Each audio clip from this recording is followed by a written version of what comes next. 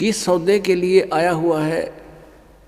जैसे आप जी किसी दूसरे शहर में जाते हो, दूर देश पहुंच जाते हो, व्यवसाय करने के लिए, बिजनेस करने के लिए 2 लाख 4 लाख रुपए साथ ले जाते हो, और वहां जाकर के आपने किसी धर्मशाला में या रेस्टोरेंट में कमरा बुक करा लिया। यहाँ तक तो उद्देश्य था सही, आपने जो क्रिया की बिल्कुल ठीक की। आगे वहां जाकर के उस पूंजी से जो आप मूल धन लेकर गए थे, उससे आपका उद्देश्य था कि व्यवसाय करूं और उसके दुगने तिगने चौगने करूं, 4 लाख के 12 लाख बनाऊं, दुगने करूं 8 लाख बनाऊं। तो उसके लिए प्रयत्न करना चाहिए था। अगर ऐसा करते हो तो आप सही उद्देश्य की पूर्ति कर रहे हो। यदि ऐसा नहीं कर रहे हो, क्या कर रहे हो, जैसे 4 लाख रुपये कोई लेकर गया, रेस्टोरेंट में कमरा बुक करा लिया और खावे पीवे सो जावे, घुट्टी लावे, फिल्म देखे, बढ़िया माल खावे और सो जावे, सारा दिन इधर उधर सैर सपट्टे करता रहे, तो उसकी जो मूल पूंजी थी वो नाश हो रही है, प्रतिदिन घट रही है।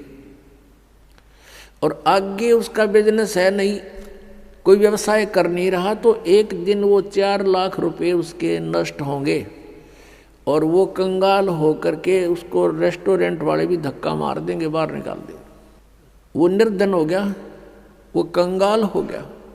उस पूंजी से उसने दुगने तिगने करने थे, चौगने करने थे, तो वो सेठ बनता, साहूकार कहलाता। आप जी यहाँ आए हो श्वास रूपी पूंजी लेकर, मनुष्य जीवन के जो श्वास है, इसकी बहुत कीमत है। परमात्मा कबीर साहब जी कहते हैं, कहता हूँ कई जात हूँ, कहूँ बजा के ढोल, और श्वास जो खाली जात है भाई 3 लोक का मोल। एक मनुष्य जीवन के श्वास की इतनी कीमत है, 3 लोक, पृथ्वी लोक, स्वर्गलोक और पाताल लोक, इनके बराबर इसकी कीमत समझ लो एक श्वास की। और हम इसका सदुपयोग ना करके दुरुपयोग कर रहे हैं, तो इतनी पूंजी हम बर्बाद कर रहे हैं। इतनी वैल्यू है इस मनुष्य के श्वास की। मनुष्य का जीवन श्वासों से निर्धारित है, और हम इसका सदुपयोग ना करके कितना व्यर्थ कर रहे हैं। तो क्या बताते हैं, ये सौदा करना था अपने श्वासों की, जो सिमरण करना था, जिह्वा से भी जाप करना था, परमात्मा का नाम रटना था।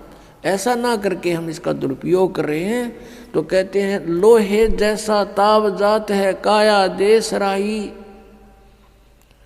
जैसे लोहे को गर्म कर देते हैं भट्ठी में, और कारीगर उसको तुरंत निकाल करके उसके ऊपर चोटें मारता है, और उस गरम पर चोट मार के वो जो चाहे सो बना सकता है, जिस उद्देश्य के लिए गर्म किया गया वो लोहा। और यदि वो तुरंत चोट नहीं मारता है, कुछ ठंडा हो जाता है, तो उसके ऊपर से सारे गन्ने झाड़ ले, उसका कुछ नहीं बने फिर लोहे का, क्योंकि ठंडा हो गया, बांगा टेढ़ा हो जाएगा। तो ऐसे ही ये मनुष्य जीवन जब तक आपके पास है तो आपका लोहा गर्म है। इसमें राम नाम की चोट मार लोगे तो आप इसका उद्देश्य पूर्ति कर लोगे, अन्यथा फिर बांगा टेढ़ा हो जाएगा, ठंडा होकर के कुत्ते गधे सूअर के मुख मिलेंगे आपको। ये सुंदर शरीर मनुष्य वाला नहीं प्राप्त होगा। इसी को पुण्य भी प्राप्त करने के लिए तो भी आपने भक्ति ही करनी होगी। और जिस समय आपको ज्ञान हो जाएगा तो आप तो इस मनुष्य जीवन को यहाँ प्राप्त नहीं करोगे। इसको प्राप्त करने का उद्देश्य सतलोक में होगा, जहाँ फिर कभी मृत्यु ना हो। पुण्यात्माओं, आपके ऊपर मेहर है परमात्मा की। आपको ये अमर कथा, ये अनमोल ज्ञान, ये तत्व ज्ञान जो अभी तक छुपा रखा था, आपको प्राप्त हो रहा है। आपके लिए खजाना दाब रखा था भगवान ने, कबीर भगवान ने, और आपके ऊपर मेहर बख्श दी कि आपको ये ज्ञान दिया जा रहा है।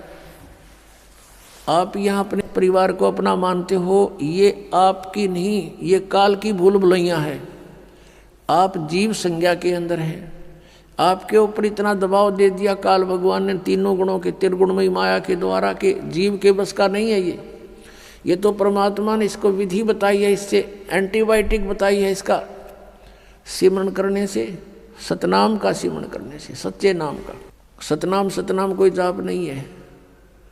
और ये ज्ञान सुनने से फिर आपके ऊपर ये प्रेशर कम हो जाएगा काल का। परमात्मा हमें याद दिलाते हैं कि लोहे जैसा ताव जात है काया देश राही। ये लोहे के साथ ताव मनुष्य शरीर का आपका जा रहा है। और कहते 3 लोक और भवन चतुर्दश सब जग सौदय आही। ये सब मनुष्य शरीर प्राप्त प्राणी सौदा करने के लिए आए हुए हैं। और कहते दुगने तिगने किए चौगने किन्हु मूल गवाई। पुण्यात्मा है, समझदार हैं, जिनको ज्ञान हो गया, उन्होंने तो दुगना तिगना चौगना कर लिया इस मनुष्य जीवन से। और किन्हु मूल गवाही, जो सद्भक्ति नहीं करते या भक्ति बिल्कुल नहीं करते, उन्होंने तो अपनी मनुष्य जीवन की ये धन, ये मूल पूंजी नाश कर लिया। किन्हु मूल गवाही। पुण्यात्मा जो भक्ति नहीं करता वो तो अपना जीवन नाश कर ही रहा है। और जो शास्त्र विधि को त्याग कर मनमाना पूजाएं करता है, नकली गुरुओं से साधना, नकली नामों का जाप कर रहा है, वो भी अपना जीवन नाश कर रहा है। वो उसी के तुल्य है जो भक्ति नहीं कर रहा है। एक रोगी है, औषधि नहीं खा रहा है, उसका तंदुरुस्त मृत्यु है। और दूसरा रोगी औषधि खा रहा है, नकली खा रहा है, तो उसकी भी मृत्यु डेफिनेट है, उसका ट्रीटमेंट नहीं है। ऐसे ही नकली गुरुओं से, इन झूठे गुरुओं से उपदेश प्राप्त करके प्राणी और इन गलत नामों का जाप करके अपना जीवन नाश कर रहा है। तो दोनों ही एक जैसे हैं, वो अंत दोनों का वही होगा।